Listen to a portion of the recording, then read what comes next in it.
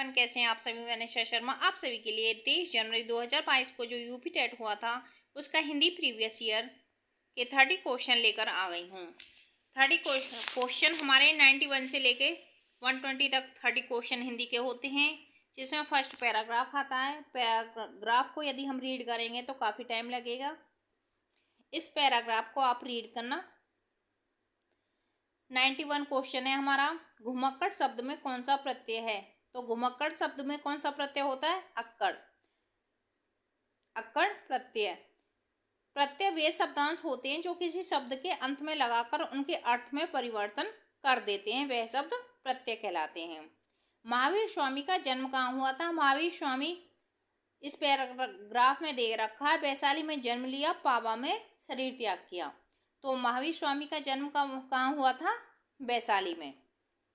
91 हो गए, 92 हो गया। अब हम आ गए 93 पर। स्वच्छंद में कौन सी संधि है? स्वच्छंद में कौन सी संधि है?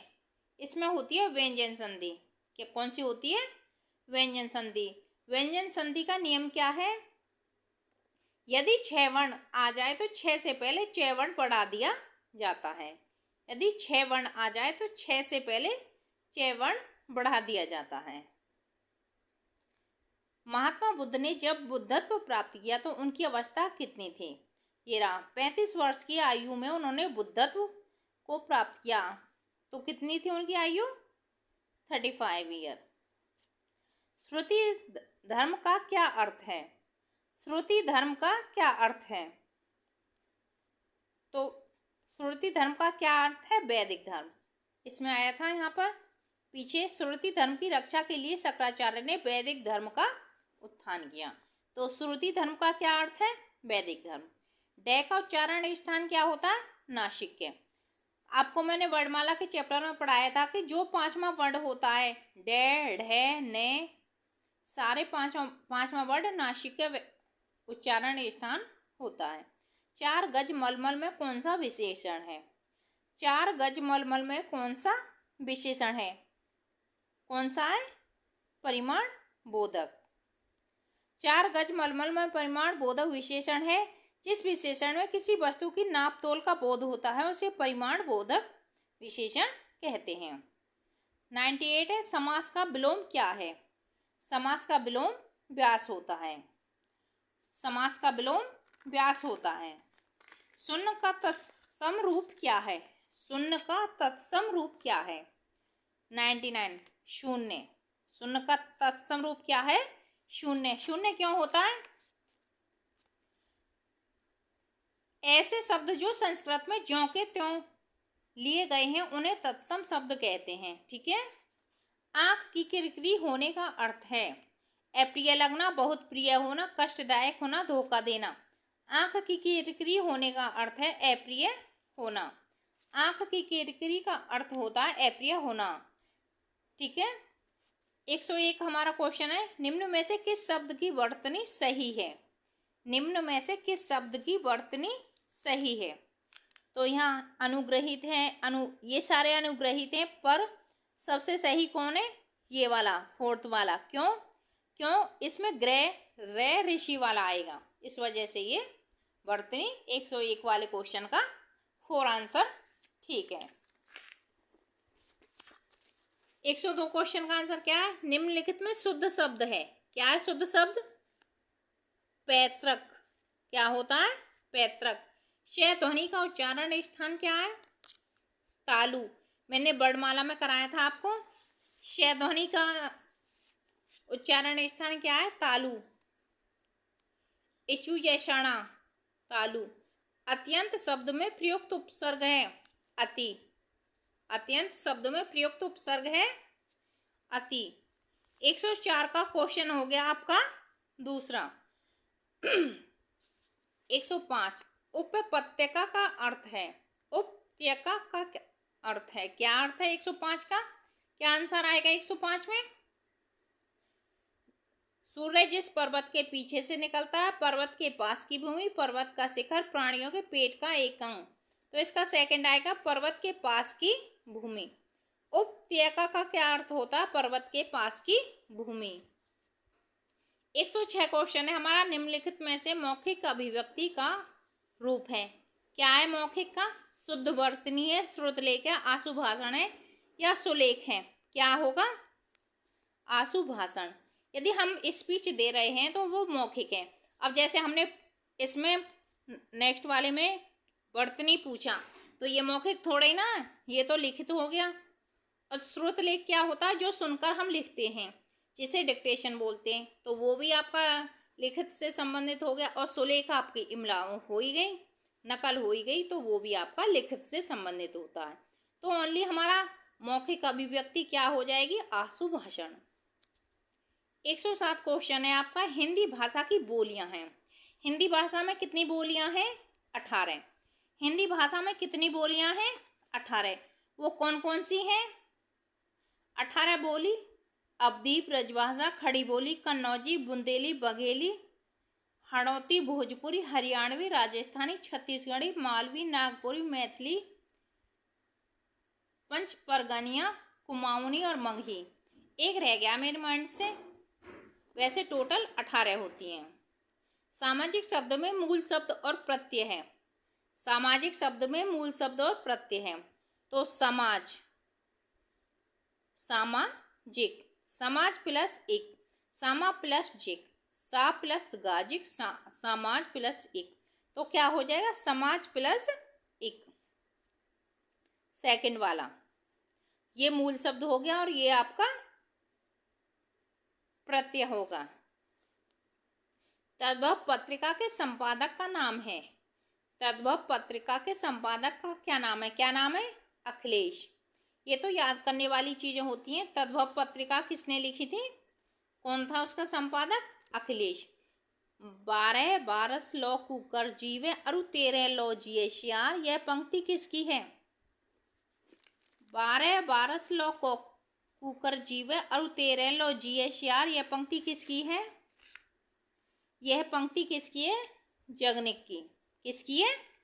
जगनिक की। यह पंक्ति परमाल रासों से ली गई है। यह आला छंद के रचित वीरों में उत्साह जगाने वाला है। जगनिक कौन थे? वीर रस के कवि थे। अकाल का पर्यायवाची क्या है? 111 क्वेश्चन। 23 जनवरी यूपीटेट 2022 को जो एग्जाम हुआ था उसके मैं 30 क्वेश्चन लेकर आई हूँ हिंदी के। अकाल का पर्यायवाची शब्द दुर्भिक्ष। अकाल का पर्यायवाची शब्द दुर्भिक्ष। और क्या क्या पर्यायवाची शब्द हो सकते हैं अकाल के? कमी हो सकता है, अनुपलब्धि हो सकता है। भाई अकाल कब पड़ता है? सूखा कब पड़ती है? जब अकाल पड़ता है। ठीक है, तो कमी हो गई बारिश की, अनुपलब्धि हो गई, किल्लत हो गई, अभाव हो गया, भुखमरी छा जाती है, सूखा पड़ जाती है, दुष्काल। यह काल कौन सा है? दुष्काल है। ये वर्ड हम पर्यायवाची शब्द में अकाल के यूज कर सकते हैं। निम्नलिखित वाक्यों में से कौन सा मिश्र वाक्य है? निम्नलिखित वाक्यों में से कौन सा मिश्र वाक्य? अध्यापकों के सम्मुख छात्र पढ़ते हैं। क्या अध्यापकों के सम्मुख छात्र पढ़ते हैं? अध्यापक देखते हैं कि छात्र पढ़ते हैं। देखो यहाँ की है, जब हमारा कंजक्शन वर्ड आ जाता है, कोई भी कंजक्शन वर्ड आ जाता है, तो वो मिश्र वाक्य होते हैं। जो दो अध्यापक देखते हैं, छात्र पढ़ते हैं, ये इस पर डिपेंड है, तो ये हमारा हो गया मिश्र वाक्य। कौन सा हो गया? मिश्र वाक्य। जिसकी पूर्व में कोई आशा न हो के लिए एक शब्द बताइए। 113। जिसकी पूर्व में कोई आशा न हो, अप्रत्याशित, मतलब कि जिससे कोई आशा ही नहीं है। प्रत्याशा क्या हो जाएगा? उम्मीद रखना। प्रत्याशा उम्मीद रखना। अनाहूत, जिसे बुलाया ने गया हो। अनाहूत, जिसे बुलाया ने गया हो। अपरिमेय, जिसकी कोई नाप तोल ना हो, जिसकी कोई परिमेय सीमा ही नहीं है। मुझसे उठा नहीं गया, वाक्य में वाच्य है। मुझसे उठा नहीं गया, ये होता है भाववाच्य। भाववाच्य कैसे होता है? मुझसे उठा नहीं गया, इसमें ना तो क्रिया के जिस रूप में न तो कर्ता का और न ही कर्म की प्रधानता हो, बल्कि क्रिया का भाव ही प्रधान हो, वहां भाववाच्य होता है। अब मुझसे उठा नहीं गया, अब इसमें उठाना ही पे ज़्यादा जोर दिया है, तो ये भाववाच्य है। निष्कपट शब्द की संधि विच्छेद है। 115 का आंसर क्या हो जाएगा? निष्कपट का संधि विच्छेद है। क्या है? वैसे तो ये हमारी संधि विसर्ग है, लेकिन नी प्लस कपट फर्स्ट वाला हो जाएगा। कौन सी संधि है हमारी? विसर्ग। 116 क्वेश्चन, किस देश में हिंदी भाषा का प्रयोग लिखने एवं बोलने में किया जाता है? लिखने में किया जाता है मॉरिशस। क्या? मॉरिशस। अब देखो इसमें पाकिस्तान भी ऐसा शब्द है जहाँ हिंदी बोली भी जाती है और लिखी भी जाती है। मॉरिशस के अतिरिक्त हैं जैसे युगांडा है, सूरीनाम है, फिजी है, दक्षिण अफ्रीका है, नेपाल है, पाकिस्तान है। अब इसमें पाकिस्तान भी दे रखा है, इसको पाकिस्तान पर भी टिक कर सकते हैं और मॉरिशस पर भी टिक कर सकते हैं, लेकिन जो आयोग ने आंसर माना था वो मॉरिशस को माना था। सूरसागर किस भाषा की रचना है? 117 क्वेश्चन, सूरसागर किस भाषा की रचना है? किस भाषा की रचना है सूरसागर? 117 का क्या हो जाएगा? थर्ड, ब्रजभाषा। जो सूरदास के द्वारा लिखी गई सूरसागर है, सूरदास किस भाषा के कवि थे? ब्रजभाषा के। 118 क्वेश्चन क्या है? वीरों का कैसा हो बसंत कविता किसने लिखी? वीरों का कैसा हो बसंत कविता किसने लिखी? किसने लिखी? आप सभी को पता है, सुभद्रा कुमारी चौहान। सुभद्रा कुमारी चौहान। 119 क्वेश्चन, क्षेत्रीय में कौन सा विशेषण है? क्षेत्रीय में कौन सा विशेषण है? तो कौन सा है? गुणवाचक है, जो उसके गुण को प्रदर्शन कर रहा है। क्षेत्रीय में गुणवाचक विशेषण है जिस विशेषण शब्दों के द्वारा किसी व्यक्ति, वस्तु, अवस्था, दशा, दिशा, आकार, स्वभाव, स्थिति आदि का बोध होता है, वे विशेषण शब्द गुणवाचक विशेषण कहलाते हैं। तो क्षेत्रीय क्या हो रहा है? उसकी दिशा का क्या, वो उस क्षेत्र में है, गुणवाचक विशेषण हो जाएगा। 120 क्वेश्चन, चौराहा शब्द में समास है द्विगु समास। द्विगु समास की क्या पहचान होती है? जो भी हमारा शब्द है उसके पहले स्टार्टिंग में यदि क्या आ रहा है? संख्यावाची शब्द आ रहा है, संख्यात्मक पहला पद आ रहा है, तो वो द्विगु समास होता है। तो 91 से लेकर 120 तक आपका हिंदी होता है, जो मैं आज आप लोगों को करा चुकी हूँ। ठीक है, ये आपका जनवरी 2022 का यूपी टेट का एग्ज़ाम है, जो कि 30 क्वेश्चन में हिंदी के लेकर आई, जिसमें आपने फर्स्ट में अक्कड़, 92 में वैशाली, महावीर स्वामी का जन्म कहाँ हुआ था? वैशाली में हुआ था। 93 में आपका व्यंजन संधि है। 94 में आपका 35 वर्ष की आयु में बुद्धत्व प्राप्त किया था। श्रुति धर्म का क्या अर्थ है? वैदिक धर्म है। डे का उच्चारण स्थान क्या है? नासिक के है। 4 गज मलमल में कौन सा विशेषण है? परिमाण बोधक है। समास का विलोम क्या होता है? व्यास होता है। शून्य का तत्सम रूप क्या है? शून्य है। आंखों की किरकिरी होने का अर्थ है अप्रिय होना। निम्न में से किस शब्द की वर्तनी सही है? तो अनुग्रहित की वर्तनी आपकी ठीक है। ये हमारे 30 क्वेश्चन थे किसके? Previous year paper 2022 UP TET. 102 question हो जाएगा। मैं आपको रिपीट करा रही हूँ, आपने यदि ध्यान से नहीं देखा तो देखो। इसमें शुद्ध शब्द है पैतृक, शैध्वनि होती है तालु, अत्यंत शब्द में अति उपसर्ग है, उपपत्तिका का अर्थ है पर्वत के पास की भूमि, मौखिक अभिव्यक्ति है इसमें आशुभाषण, हिंदी भाषा में बोलियां होती हैं 18, सामाजिक में मूल शब्द समाज और एक प्रत्यय है, तद्भव पत्रिका अखिलेश, 12 खड़ी जगनिक की हैं।